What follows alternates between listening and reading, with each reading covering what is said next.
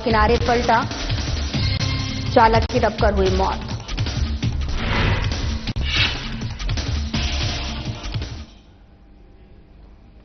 नमस्कार, मैं हूं आपके साथ अंकिता पाल। बुलेटिन की शुरुआत करते हैं। मुख्यमंत्री डॉक्टर मोहन यादव ने लाल परेड मैदान भोपाल में आयोजित कार्यक्रम में सहभागिता कर अंतर्राष्ट्रीय वन मेले का शुभारंभ किया है।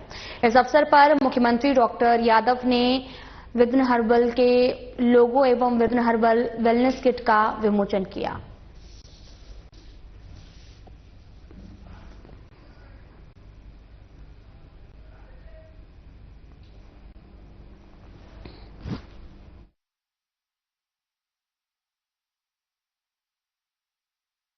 मध्य प्रदेश विधानसभा ने अपनी पहली बैठक के 49 साल पूरे होने के ऐतिहासिक अवसर पर एक विशेष सत्र का आयोजन किया है।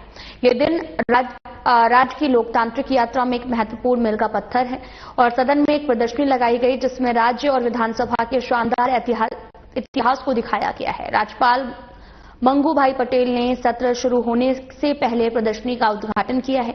इस मौके पर विधानसभा अध्यक्ष तोमर, मुख्यमंत्री मोहन यादव, विपक्ष के नेता उमंग सिहार और कई अन्य नेता मौजूद रहे।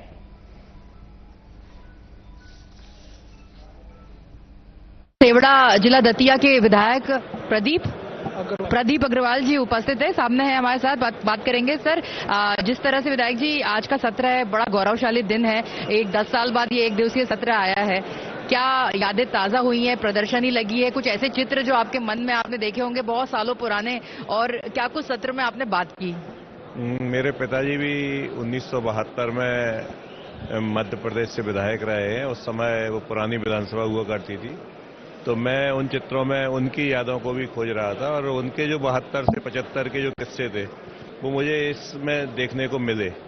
और सबसे बड़ी बात यह है कि हमने मध्य प्रदेश की जो विकास यात्रा हमारी है 1956 से लेकर 2025 तक, आज इस सदन में हमें जो चीजें नहीं मालूम थी, जो चीजें सबने मिलकर की हैं, चाहे वो सत्ता पक्ष के रहे हों, चाहे विपक्ष के रहे हों, कोई भी मुख्यमंत्री रहे हों, तो उन्होंने जो मध्य प्रदेश के विकास के लिए काम किया है वो काम आज हम सबको देखने को मिला। और इससे हम लोगों को ये भी प्रेरणा मिली कि सत्ता आती जाती रहती है, लेकिन जब जनता ने हमें इस सदन में चुना है तो निश्चित रूप से मध्य प्रदेश के लिए हमें अपनी विकास की गति को तय करना चाहिए, क्योंकि जब हम कुछ करके जाएंगे तो हमारे आगे आने वाली जो पीढ़ी है, जो नए विधायक होंगे अगले सत्र में, तो वो इस विकास को और आगे बढ़ाएंगे और मध्य प्रदेश को भारत के जो कि नक्शे पटल पर सबसे प्रमुख प्रदेश जो बनेगा वो बनना चाहिए। खिलजीपुर विधायक हजारी लाल दांगी जी उपस्थित है। आइए बात करेंगे, विधानसभा में उपस्थित है। देखिए, आज का बहुत बड़ा दिन है और ऐतिहासिक दिन है। आप तो बहुत पुराने खिलाड़ी हैं राजनीति के, तो क्या लग रहा है आपको? कोई पुरानी याद इन चित्र प्रदर्शनी को देखते हुए? और कितनी पुरानी विधानसभा की, कब आपने शुरुआत की थी, क्या कुछ कहेंगे? ये जो आज की तारीख में विशेष सत्र माननीय अध्यक्ष जी ने बुलाया है और ये जो देश आजाद हुआ तब से आज तक की स्थिति का जो प्रदर्शनी लगाई है, और मुख्यमंत्री जी डॉक्टर मोहन यादव जी के 2 साल के काम जो हुए हैं, उनके मामले में विशेष सत्र का जो आयोजन किया है, ये सारी प्रदर्शनियां देखने से लगता है कि जब देश अपना मध्य प्रदेश और देश अपना जो जब गुलाम था तब क्या स्थिति थी देश की, और देश आजाद होने के बाद में अभी तक जो विकास हुआ है मध्य प्रदेश का वो स्मरणीय है कि आज इतना काम मध्य प्रदेश में हुआ है। किसी भी क्षेत्र में ले लो, सिंचाई के क्षेत्र में ले लो, विद्युत के क्षेत्र में ले लो, स्वास्थ्य के क्षेत्र में ले लो, शिक्षा के क्षेत्र में ले लो, और ग्रामीण क्षेत्र के मामले में देख लो, सड़कों के क्षेत्र में देख लो। और आज जितना काम देश आजाद होने के बाद में अपने मध्य प्रदेश में हुआ है, उसी की देन है कि आज मध्य प्रदेश हर काम में नंबर 1 पे है। हमारे साथ सांची विधायक प्रभुराम चौधरी जी उपस्थित है। आइए बात करें। विधायक जी, आज के सत्र में, एक दिवसीय सत्र में, क्या कुछ यादें ताजा हुई? क्योंकि एक दिवसीय सत्र सिर्फ डिस्कशन, मध्य प्रदेश की बेहतरी, समृद्ध और मध्य प्रदेश बनाने के लिए कुछ डिस्कशन किया गया, यहाँ पर कुछ योजनाएं डिस्कस की गई, क्या कुछ रहा अंदर? देखिए, मध्य प्रदेश के विकास में जो गति मिल रही है और आगे विकसित भारत 2047 को प्रधानमंत्री नरेंद्र मोदी जी के नेतृत्व में बनेगा उसी में मध्य प्रदेश का योगदान रहे और मध्य प्रदेश के मुख्यमंत्री आदरणीय मोहन यादव जी के नेतृत्व में पिछले 2 साल में भी लगातार विकास की गति मिली है। इसके पहले भी भारतीय जनता पार्टी की सरकार में चाहे हमारे मुख्यमंत्री शिवराज सिंह चौहान जी रहे हों या अन्य रहे हों, उनका विकास को और तेजी के साथ में हमारे मुख्यमंत्री मोहन यादव जी ने आगे लेकर आज प्रदेश के अंदर औद्योगिक विकास हो रहा है। हम देख रहे हैं कि जिस तरीके से सड़कों का नेटवर्क बढ़ रहा है, हर क्षेत्र में मध्य प्रदेश प्रगति की ओर बढ़ रहा है और जो हमारे नेशनल पैरामीटर में उसमें मध्य प्रदेश की विकास की गति तेज है। इस संबंध में पूरा रोड मैप भी तैयार किया गया है प्रधानमंत्री के नेतृत्व में और मध्य प्रदेश के मुख्यमंत्री मोहन। हमारे साथ शैलेंद्र जी सागर विधायक करेंगे। विधायक जी, किस तरह का सत्र है, कितने सत्र इसके पहले भी हुए और कैसी ये प्रदर्शनी देख के क्या कुछ लग रहा है, कुछ यादें ताजा हुई आपकी? निश्चित रूप से 2008 से हम लोग मतलब मैं इस सदन का सदस्य हूं, तो मुझे बहुत गर्व का अनुभव होता है। हमारे पूर्ववर्ती जो सदस्य रहे हैं, अध्यक्ष, मुख्यमंत्रीगण, और उनका जो योगदान है मध्य प्रदेश के विकास के, आज सामान्य कैलाश जी ने बड़े विस्तार के साथ समस्त मुख्यमंत्रियों के योगदान का उल्लेख किया। तो ये सदन जो है ये किसी दल विशेष की सरकार का गुणगान करने का माध्यम नहीं है। अभी तक मध्य प्रदेश में जो कुछ भी हुआ है और जिन जिन का भी योगदान है उन सब का उल्लेख करके उनको धन्यवाद ज्ञापित कर रहे हैं। तो ये बहुत सौहार्दपूर्ण तरीके से ये सब। मुख्यमंत्री डॉक्टर मोहन यादव ने विधानसभा में मध्य प्रदेश को आत्मनिर्भर और समृद्ध राज्य बनाने का संकल्प प्रस्तुत किया है, जिसे सदन ने पारित कर दिया है। इस पर 7 घंटे की चर्चा तय हुई है और मुख्यमंत्री ने सरकार के 2 साल के कार्यकाल और ऐतिहासिक निर्णयों का उल्लेख किया है। विधानसभा अध्यक्ष ने बताया कि 17 दिसंबर प्रदेश के विधायिकी इतिहास का महत्वपूर्ण दिन रहा, क्योंकि इसी दिन 1956 में विधानसभा की पहली बैठक हुई थी। विशेष सत्र में दलेर के गाने एक बार जरूर सुनते हैं। ऐसे प्रतिभा के धनी दलेर आज भी जब अपने हारमोनियम और अपने ग्रुप के साथ रियाज करते हैं, असली खुशी उनको तभी मिलती है। तो दोस्तों, ये थे आप सबके दिलों पर राज करने वाले और पंजाब की शान दलेर मेहंदी। आइए मिलते हैं और बातचीत करते हैं। दलेर जी, आपका कार्यक्रम में बहुत बहुत स्वागत है। मैं बहुत शुक्रगुजार हूँ कि आपने मुझे इतने अच्छे कार्यक्रम में, इतने फेमस कार्यक्रम के अंदर मुझे भी शामिल किया है और मुझे बेहद खुशी है। और मैं शुक्रगुजार हूँ आपका भी और हमारे दोस्त पवन चावला जी का, जिन्होंने ये आपके पास ये एक अच्छा मौका मुझे दिया बैठने का। दलेर जी, कोई भी व्यक्ति जब हाइट्स पर पहुंचता है, ऊंचाइयों को छूता है, तो ऐसे ही रातों रात नहीं हो जाता जी। बहुत बड़े संघर्षों से गुजरना पड़ता है। जी सर, आपको भी गुजरना पड़ा होगा, उसके बारे में जानना। मेरा जो जन्म है वो तखतरी पटना साहब बिहार में हुआ है और 5 साल की उम्र में ही मेरे फादर साहब ने मुझे शब्द गायन शुरू कराया, सिखाना। और मेरे फादर साहब ने म्यूज़िक में प्रभाकर किया हुआ था, संगीत प्रभाकर। और हमारी मदर भी बहुत अच्छा गाती थी, तो माता पिता का बहुत योगदान है और हरदम यही कहते थे कि ये हमारा बेटा जो है वो सिंगर है। तो मुझे कभी भी कोई भारी भरकम काम करने नहीं दिया। मुझे हरदम इस तरह उन्होंने लेके चले कि मैं बचपन से मुझे ट्रीट किया था मैं सिंगर हूँ। कहीं हमने पढ़ा कि गोरखपुर आप गए तो बहन की पायल बेच। जी, मेरे पास पैसे नहीं थे तो मैंने अपनी बहन को बोला कि मुझे पैसे चाहिए। तो उस टाइम मुझे अराउंड कई 80 रुपये पायल बेच के मुझे मेरी बहन में पायल दे दी कि बेच दो। और वो मैं शुक्रगुजार उस चीज़ का भी। और वो बेच के फिर मैं गोरखपुर चला गया और वहाँ पे मैं 2 साल रहा। वहाँ पे मैंने गज़लें सीखी। तो मेरी तालीम जो है वो घर से क्लासिकल, बाहर फिर सेमी क्लासिकल, उस्ताद राहत अली खान साहब बहुत कमाल थे, गज़ल गाते थे, उनसे हुई मेरी। तो इस तरह शुरू होता रहा माहौल। फिर मैं 1986 में USA चला गया, अमेरिका। वहाँ मैंने गज़लों में नाम काफ़ी कमाया और छोटी उम्र में ही। और तब मेरे मन में था मैंने कुछ बनना है, पर मेरे हट था, मुझे लगता था मैं कुछ बनूंगा। तो मैं दिल्ली फिर वापस आ गया। यहाँ के मैंने ग्रुप शुरू किया 91 में उस ग्रुप में मेरे छोटे छोटे भाई थे, मीका मेरे से 10 साल छोटे हैं, तो बहुत छोटा था। एक जोगिंदर है, वो भी छोटा था। इन दोनों को साथ में लिया। मीका साथ में गिटार बजाता था और छोटा भाई कोरस करता था। इस तरह करके 10-12 लोगों का मैंने ग्रुप बनाया। तो 91 में शुरू किया, 92 और 93 में हमारा नाम बहुत हुआ। कोई भी, मुझे लगता है कोई भी बड़ा ब्रांड ऐसा नहीं होगा जिनके घर में हमने परफॉर्म नहीं किया। जब मैंने ग्रुप बनाया तो मुझे याद है कि हमने 93 से 94 370 शो किए। 365 दिन होते हैं, 365 दिन में 370 शो किए। और ये हाल था, बड़े ब्रांड जितने हैं, कैलविनेटर गई है या डाबर है, हीरो होंडा, मुंजाल साहब हैं, ये जितने जितने बड़े आप नाम ले, कोई भी नाम आप लीजिए कि ये नाम है इंडिया में, हमने उनके घर में परफॉर्म किया है। उन दिनों में पंजाबी म्यूजिक, पॉप म्यूजिक का मतलब ही दलेर मेहंदी होता था। ये समझ यही हुआ। फिर मुझे ये था कि मुझे एल्बम की ज़रूरत नहीं है, कैसेट निकालने की ज़रूरत नहीं है, मेरे पास टाइम ही नहीं होता था। तब मुझे पहला एक मेरी मीटिंग हुई शशि गोपाल जी मैग्ना साउंड के साथ। तो 95 में बोलो तारा रारा एल्बम हमारी रिलीज़ हुई। और तब पंजाबी एल्बम का जो रेट होता था वो होता था 16 रुपये। और जब मेरी एल्बम रिलीज़ हुई तो उसका रेट रखा गया 35 रुपीज़। Just double. बहुत कॉन्फिडेंस था शशि गोपाल जी को। और मार्केट सब डीलर कहते थे ये पिट जाएगी, इतना महंगा कोई खरीदेगा नहीं। जब 16 रुपये में बिक रही बड़े बड़े आर्टिस्ट, तो ये क्या, कौन खरीदेगा। तब कंपनी ने सोचा था कि अगर 2 लाख एल्बम एक साल में बिक जाए तो हम लोग ब्रेक इवन कर जाएंगे।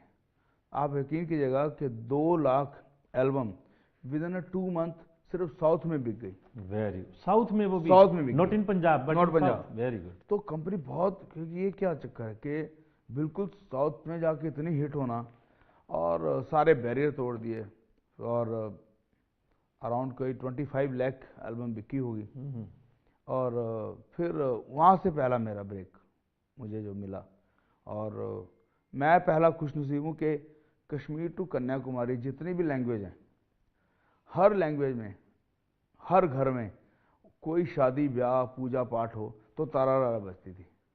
तो उसके बाद मेरी दूसरी एल्बम आई डरदी रब रब, 1 साल बाद ही 96। छुई मुई बहुत हुआ, मैं डरदी रब रब कर दी, बड़ा हिट हुआ।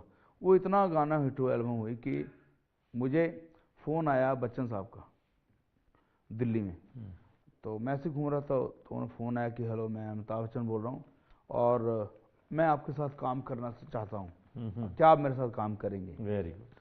मुझे बेहद खुशी हुई। और तब फिर गाना बना साढ़े नाल रहोगे तो ऐश करोगे। वो गाना बहुत सर चढ़ के बोला। हर प्रोग्राम की, हर पार्टी की, हर शादी की जी शान होता था ये गाना। मैं ये हैरान हूँ कि अगर आप भी आज भी देखेंगे, एक जब लाइव प्रोग्राम चलता है, कोई भी आर्टिस्ट हो A to Z, अगर कोई भी पार्टी है उसमें 15-20 मिनट आज की डेट में भी मेरे गाने बजते हैं, मुझे बड़ी खुशी होती। और फिर बल्ले बल्ले गाना आया, वो बड़ा हिट हुआ। हर तरफ तेरा जलवा, साढ़े दिल ते छुरियां चलाइयां, फिर कुड़ियां शहर दियां विद जूही चावला, अख लड़ती है लड़ने रवीना लड़ने के साथ। फिर मेरी एल्बम आई तुनक तुनक तुन। वो एल्बम आने से पहले मीडिया ये कहता था कि दलेर मेहंदी इसलिए हिट है कि अपने साथ वो लड़कियों को साथ में डांस कराता है, इसलिए हिट है, और कोई बड़ी बात नहीं है। तब हमने चैलेंज दिया मार्केट को, तुनक तुनक गाना बनाया, उसका वीडियो बनाया। मैंने कहा इसके अंदर सिर्फ दलेर मेहंदी के सिवा कोई साइड सीन भी नहीं दिखाएंगे, क्योंकि मुझे अपने काम पे बहुत भरोसा था और अंदर लगन थी। और खुशनसीब हूँ कि आज तुनक तुनक डिजिटल नेट के ऊपर, आज की 2019 में भी अगर किसी को भी अपना नाम करना है या इंडिया में आके अपनी बताना है अपने आप में, उसको एक बार तुनक तुनक दलेर मेहंदी दिखाना पड़ता है। तो दलेर जी, वैसे तो आपने जितने भी गाने गाए आपको सारे ही बहुत प्रिय होंगे। किसी भी व्यक्ति को अपने सारे बच्चे प्यारे लगते हैं, आपको भी अपने सारे गाने बहुत अच्छे लगते होंगे। सबसे लोकप्रिय जो गाना हुआ और जो आपको भी सबसे ज़्यादा प्रिय था, वो कौन सा गाना था? मुझे लोकप्रिय सारे हुए, पर मुझे जो पसंद है वो बोलो तारा रारा, क्योंकि वो गाना जो उसका जो मुखड़ा था वो मेरी मम्मी ने मुझे दिया था। सो उसमें मेरा कोई योगदान नहीं है। तो बिना म्यूजिक के एक ਉਹ बार ਗੱਡੇ ਤੇ ਨਾ ਚੜਦੀ ਕੱਟੀ ਰੇ ਤੇ ਨਾ ਚੜਦੀ ਛੜਿਆਂ ਦੇ ਟੱਟੂ ਤੇ ਟੱਪ ਚੜਦੀ ਬੋਲ ਤਾਰਾ ਰਾਰਾ ਉਹ ਬੋਲ ਤਾਰਾ ਰਾਰਾ ਕੰਜਰੀ ਕਲੋਲ ਕਰਦੀ ਬੋਲ ਤਾਰਾ ਰਾਰਾ ਹਾਏ ਓ ਰੱਬਾ ਹਾਏ ਓ ਰੱਬਾ ਹਾਏ ਓ ਰੱਬਾ हाय ओ रब्बा हाय ओ रब्बा हाय ओ रब्बा। ये गाना मुझे बहुत पसंद है क्योंकि माँ ने जन्म भी दिया और कर्म भी दिया। तो जन्म भी दिया और मुझे गाना भी गिफ्ट किया जिससे पूरी दुनिया में मेरा नाम हुआ। दलेर जी, गाने तो आपने बहुत गाए और नाम भी खूब कमाया। इस नाम के साथ साथ कहीं ना कहीं आप सोशल वर्क में भी जुड़े रहे होंगे। जी। क्या कुछ किया अभी तक? मैंने ना एक बार क्या हुआ था कि 98 के टाइम में उस दशक में समझ लीजिए कि सूरत में एक बार प्लेग फैल गई, बहुत बुरा हाल हो गया। हाँ। वो जब मैंने हालात देखे तो मुझे लगा कि यार दिल्ली इतनी बड़ी है, तब दिल्ली बहुत गंदी थी, बहुत ज़्यादा गंदगी। आप आईटीओ की तरफ अगर जाएं तो आप जा नहीं सकते थे क्योंकि वो आईटीओ में हरदम लोग आके समझ पॉटी करते थे उस रोड के ऊपर। कई सड़कें इतनी गंदी, तो मैंने कहा अगर खुदा ना खास्ता कोई बीमारी यहाँ पैदा हुई तो बहुत मुश्किल हो जाएगी। तो उस वक्त मैंने सफाई अभियान मैंने शुरू किया कि पेड़ लगने चाहिए, सफाई होनी चाहिए। मैंने समझ लीजिए कि 76 लोग रखे और 2 ट्रैक्टर, 2 ट्रॉलियाँ और 8 लाख के करीब मैंने पेड़ लगाए दिल्ली में। 8 लाख तो 8 दिल्ली लाख में? पेड़। और वो भी आपने तब लगाए जब आप अपने फील्ड में हाइट पर थे, ऊंचाइयों को छू रहे थे। मुझे घर वाले और मेरे यार दोस्त कहते थे ये पागल है, इसको अकल नहीं है, इधर क्या फ़ायदा, इधर पैसा बर्बाद करने की क्या ज़रूरत है। पर मुझे ये था कि पैसा यहीं से मिला है मुझे, तो कुछ अपने लोगों के लिए, अपने हिंदुस्तान के लिए, अपने लोगों के लिए कुछ करूं। तो तब मैंने उस टाइम बहुत दिल जान से ये किया और मुझे उसकी खुशी है। फिर जब कारगिल हुई सर, कारगिल में मेरे पास इंडस्ट्री से 2-4 बड़े नाम हैं, वो आए मीटिंग करने आए, बोलते ऐसे हैं कि हम लोग शो करते हैं और फंड इकट्ठा करेंगे और उनकी फैमिलीज़ को देंगे। तो मैंने बहुत मन को दुख हुआ, बुरा लगा। मैंने कहा यार एक तरफ जवान शहीद हो गए और आप उनकी फैमिली को फंड इकट्ठा करके, लोगों को इंटरटेन करके, गाने सुना के, नाच के, आप पैसा इकट्ठा करके उनको दोगे, मैं इसमें सहमत नहीं हूँ। तब मैंने 25 लाख रुपए अपनी सेविंग में से दिए। बहुत अच्छा कि मैं गा के पैसा कमा के मदद करना मुझे बुरा, अगर कोई खुशी की बात हो तो मैं फंड इकट्ठा करूँ ऐसे। तब मैंने किया। और भुज में आपको पता अर्थक्वेक आया था, तब मुझे सब पूछ रहे क्या होगा। तब मैंने फिर उस टाइम वर्मा जी को बोला, साइंस वर्मा जी को, कि 16 घर मेरी तरफ से आप बनाइए वहाँ पे। और 16 घर बने, उसमें 1 महीने का राशन, पंखा, बिजली, गैस सब कुछ था। तो 16 यूनिट मेरी तरफ से बने। तो ये ऐसे काम मैं करता रहा हूँ। बहुत ही अच्छा, बहुत ही प्रेरणादायी ये सब आपने बताया। और हमारे दर्शकों को भी ये विचार जरूर करना चाहिए कि जिस समाज से हम लेते हैं उस समाज को हम कुछ देने की भी भावना रखें, ताकि हम उस ऋण से अपने आप को बचा सकें। दलेर जी, हम बात कर रहे थे कि आपके साथ अनेक तरह के विवाद भी जुड़े हुए हैं। कभी वो मानव तस्करी को लेकर के, कभी आपने यश चोपड़ा जैसे बड़े फिल्म प्रोड्यूसर के साथ में झगड़ा किया उसको लेकर के, कभी कुछ फाइनेंस गैम्बलिंग को लेकर के। क्या है ये सब कुछ? मुझे जो मानव तस्करी की बात चलती है, बहुत बहुत क्लियर है कि मुझसे पंजाब पुलिस ने एक प्लान बन करके मुझे कहा कि आप हमें 1.5 करोड़ रुपया दीजिए। उस बात को मैंने बिल्कुल उसी वक्त मीडिया के सामने लाया कि ये लोग हैं जिन्होंने मुझसे 1.5 करोड़ रुपया मांगा है। और मेरे पास इस बात का सबूत था कि हमारे ग्रुप में 12 लोग हैं और सारे फैमिली मेम्बर हैं। तो मुझे ये था कि जब भी आप कोई इंक्वायरी करते हैं तो आप एम्बेसी से इंक्वायरी करेंगे, American embassy, Canadian embassy, UK embassy, यही बड़ी एम्बेसी हैं। तो जब आप यहाँ पे इंक्वायरी करेंगे कि ये 12 मेंबर लोग हैं, ये लोग क्या इनके अलावा कोई 13वां आदमी कभी बाहर गया है, तो मैं तो बहुत श्योर था बहुत कि यहाँ से तो कभी इंक्वायरी करेगी पुलिस, तो यहाँ से तो बहुत अच्छा ही मेरी रिपोर्ट मिलेगी। पर उन्होंने वो इंक्वायरी कभी की नहीं, बोला ये करोड़ों का घपला है, करोड़ों का घपला करते रहे। जब सर कोर्ट में गए हम लोग। 8 साल तो जिन लोगों ने आरोप लगाया था वो आए नहीं 8 साल। 4 लोगों ने कंप्लेंट लिखी थी, बाकी सारी 31 FIR थी, सारी फौजरी थी। तो 4 लोगों की कंप्लेंट है, उसमें एक की कंप्लेंट है कि मुझसे इन्होंने 2 लाख रुपया लिया है, एक कहता है कि मुझसे इन्होंने,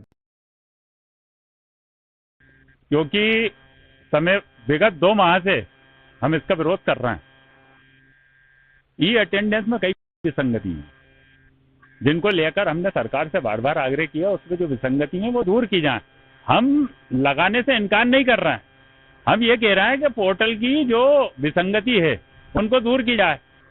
तनख्वाह रोकने से सर बहुत सारी दिक्कतें हैं, क्योंकि तनख्वाह पे ही हम लोगों का घर चलता है। और यदि तनख्वाह रोकना कोई हल तो है नहीं इस बात का। टेक्नोलॉजी या तो उसको सुधारे, और सिर्फ ये शहरों से नहीं गांवों से भी संबंधित है। तो सभी शिक्षक इससे बहुत नाराज भी हैं, क्योंकि बहुत सारी समस्या खड़ी हो रही है और तनख्वाह रोकना एक बहुत बड़ी बात है। आर्थिक स्थिति कितना गड़बड़ा भैया? आर्थिक स्थिति है सर, पैसा नहीं मिलेगा तो घर कैसे चलाएंगे, क्योंकि एक तनख्वाह से ही काम चलता है और महंगाई आप देख ही रहे हो। तो बिना पैसे के हम अपनी किस्त वगैरह कहाँ से जमा। क्या निवेदन? मेरा तो बस यही निवेदन है कि तनख्वाह ना रोके, इसका कुछ सॉल्यूशन हमें अच्छा दे। सीहोर के थाना जावर क्षेत्र अंतर्गत पटेल ढाबे के पास इंदौर भोपाल नेशनल हाईवे पर एक भीषण सड़क हादसा हो गया। सीमेंट से भरा एक ट्राला अचानक से अनियंत्रित हो गया है और सड़क किनारे पलट गया। हादसे के समय ट्राले के केबिन में फंसे चालक के ऊपर भारी भार आ गया, जिससे वह अंदर ही दब गया है। घटना की सूचना मिलते ही स्थानीय लोगों और राहगीरों ने पुलिस को जानकारी दी। मौके पर पहुंची पुलिस ने राहत बचाव का कार्य शुरू किया। कड़ी मशक्कत के बाद चालक को बाहर निकाला गया, लेकिन तब तक उसकी मौत हो चुकी थी।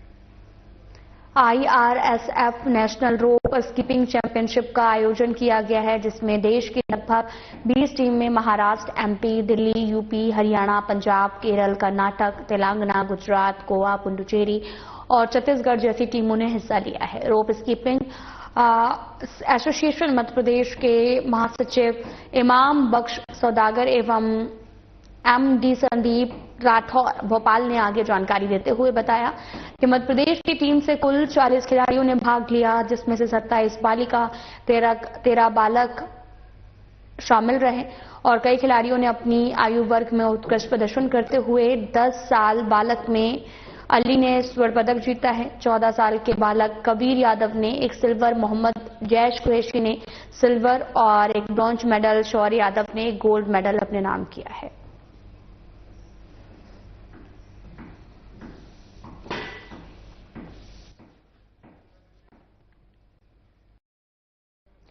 अमरवाड़ा विकासखंड के ग्राम चारगांव में मड़ई मेला के अवसर में विशाल इनामी दंगल का आयोजन किया गया।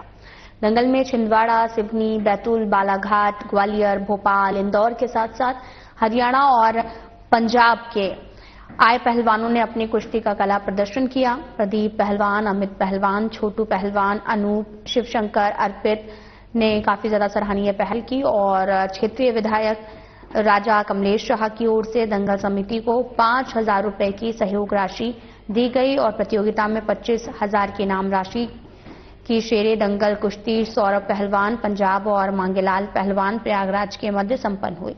इसमें सौरभ पहलवान विजयी हुए और इस अवसर पर दंगल में पूर्व जिला महामंत्री टीकाराम चंद्रवंशी सहित ग्रामीणजन उपस्थित रहे।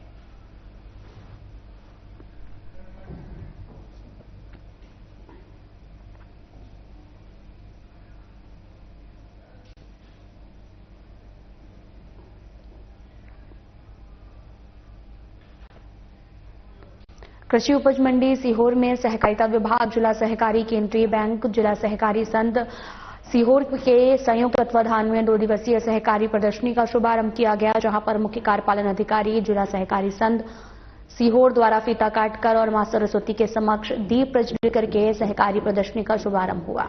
अतिथियों का स्वागत वीर सिंह ठाकुर द्वारा पुष्पमालाओं से किया गया। अतिथियों ने भोपाल दुग्ध सहकारी संघ, बहुउद्देशीय महिला जागृति सहकारी संस्था, रेहटी कास्ट कला उद्योगी सहकारी संस्था बुधनी और लघु वन उपज सहकारी संस्था के उत्पाद और बहुउद्देशीय कृषि साख सहकारी संस्था के जन औषधियों का निरीक्षण किया गया और कहा गया कि शासन की योजना के अनुसार सहकारिता के माध्यम से जन विकास हो और इसी तारमदार में पूरे प्रदेश में सहकारिता के माध्यम से जन जागृति के लिए प्रदर्शनी लगाई गई और प्रचार प्रसार किया गया है।